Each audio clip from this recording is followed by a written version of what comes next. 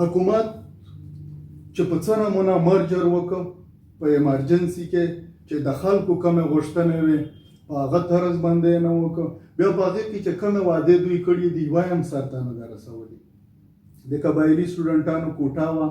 چې دا به انجینرینګ او میډیکل سیټونه به دا په ټولې صوبې کې ډبل کېږي. د اوسه پورې احتجاجونه کوي، زه اکثر ورځمه دا مسله یې روانه ده.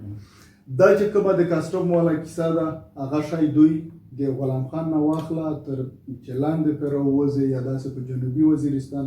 په دې کې یو خو په بارډر باندې یا مطلب په ډیورنډ لاین باندې چې کوم غا اخیستل شي یا ځان ته دي په دې لارې کې بیا هم په هر چیک پوسټ باندې 400-500 روپۍ د هر یوه ګاډي نه چې مطلب په زرګونه روپۍ د هر یوه ګاډي نه خامخا اخیستلی شي چې هغه ګورنر هم اعلان کړی دی چې هغه بالکل بیخي خامخا باندې. تاسو په معلوماتو کې داسې غاشته ډیټا چې په قبایلي علاقو کې کم د افغانستان نه کراس دی بارډر کم تجارت کېږي د کسټم په مد کې څومره پیسې راځي د کال؟ دا خو به بالکل ایگزیکټ فیګر دوی ته معلوم وي، خو کوشش دا کوي چې مطلب که موږ ډېر تپوس هم وکړو چې دوی دا شی ونه ښیي، ځکه چې زمونږ په ملک کې طریقه کار دا دی چې چېرته پیسې جمع کېږي نو هلته بیا سام حساب په دې څوک نه ورکوي چې بیا خو اندازه لګي. نو دا ډېرې داسې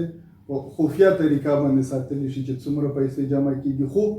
ډېر لوی کاروبار کېږي. بیا هم اندازې نه تاسو څه اندازه ده؟ یاره اندازه دا ده چې زه وایم چې مطلب په لاکونو کې نه په کروڑونو روپۍ په ورځ جمع کېږي په یو پاینټ باندې، مطلب لکه په غلام خان یا په انګور اډا او په هغه باندې چې کوم